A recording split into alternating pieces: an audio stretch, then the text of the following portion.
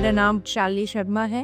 मैं गैस्ट्रोएंटरोलॉजिस्ट हूँ जो कि अभी पुष्पांजलि हॉस्पिटल में वर्क कर रही हूँ। तो बेसिकली आज हम बात करेंगे acid reflux versus gastritis. Usually हम लोगों को लगता है ये दोनों चीज़ें सेम है क्योंकि दोनों का मतलब ज़्यादा एसिड बनना है, तो they both are same things, but no, these both have very different thing. Acid reflux is your reflux of gastric contents, whatever it is, your food, your acid that in the oesophagus. पेट का जो भी आपका acid है, जो भी खाना है, वो आपके वापस खाने की नली में आ रहा है, जो कि ये नॉर्मल प्रोसेस नहीं है। It should go to the intestine for the digestion purpose. ये यूजुअली कारणों से होता है। अगर ज्यादा एसिड बन रहा है, आपका पेट उस एसिड या फूड कंटेंट को आगे नहीं धकेल पा रहा है, या फिर आपका ईसोफेगस और स्टमक का जो स्फिंक्टर है, जो वॉल्व है, वो लूज है, या फिर हाइटस हर्निया है। बेसिकली इसको हम ले सकते हैं कि गैस्ट्राइटिस भी एसिड रिफ्लक्स करा सकता है, बट एसिड रिफ्लक्स के लिए there are few causes which should be ruled out, especially legs, lower esophageal sphincter and hiatus hernia.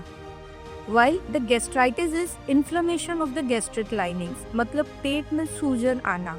ये पेशेंट को हार्ट बर्न की तरह भी प्रेजेंट कर सकते हैं, या फिर सिंपल पेट में डिस्कम्फर्ट हो रहा है, पेट में दर्द हो रहा है, पेट में जलन हो रही है, या फिर इनडाइजेशन की तरह भी प्रेजेंट कर सकते हैं।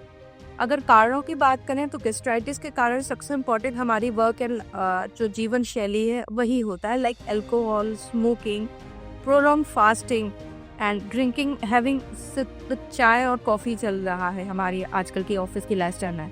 It is a very common cause of gastritis. Second is infection, H. pylori infection, Helicobacter pylori infection. It causes gastritis and it can later lead to the lymphoma and other malignancies also. Third one is stress induced gastritis. जो हम देखते हैं, जो patient जो उनको बहुत पुरानी therapies चल रही होती हैं, लंबे ब्रेन के पेशेंट, CVA के पोस्ट ऑपरेटिव पेशेंट्स होते हैं, उनको भी गैस्ट्राइटिस और गैस्ट्रिक अल्सर्स के इंसिडेंसेस ज़्यादा मिलते हैं। Fourth one is prolonged painkiller intakes, like especially arthritis और जिनको जोड़ों में दर्द होता है, what they do, they take painkillers without prescription of doctor. Prolonged painkiller intake can cause the gastritis and gastric ulcers also. Other causes are also there, like autoimmune gastritis, drugs like anti-tubercular drugs. ये depend करता है patient to patient, जो कि history से clear होता है। So basically gastritis के कारण होते हैं जिनका निदान पॉसिबल है, जिनका ट्रीटमेंट पॉसिबल है, जिसके कारण पता करने के लिए एंडोस्कोपी इसमें एक बहुत महत्वपूर्ण जांच है। H. pylori की RUT, रैपिड यूरियस टेस्ट भी एक बहुत महत्वपूर्ण जांच है।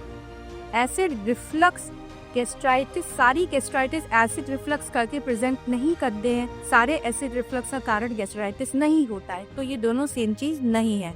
एसिड रिफ्लक्स के लिए भी एंडोस्कोपी एक बहुत महत्वपूर्ण जांच है, ये देखने के लिए कि कोई वर्ड मूव तो नहीं है या कोई स्फिंक्टर रिलैक्स तो नहीं है। उसी के आधार पे आगे का ट्रीटमेंट, आगे का मैनेजमेंट मेडिसिन से पॉसिबल है भी या नहीं, because large hiatus hernia operate ही होते हैं, ये चीज़ हम डिसाइड करते हैं। बेसिकली अगर आपको ये सिम्टम्स फील होते हैं तो you should consult nearest gastroenterologist.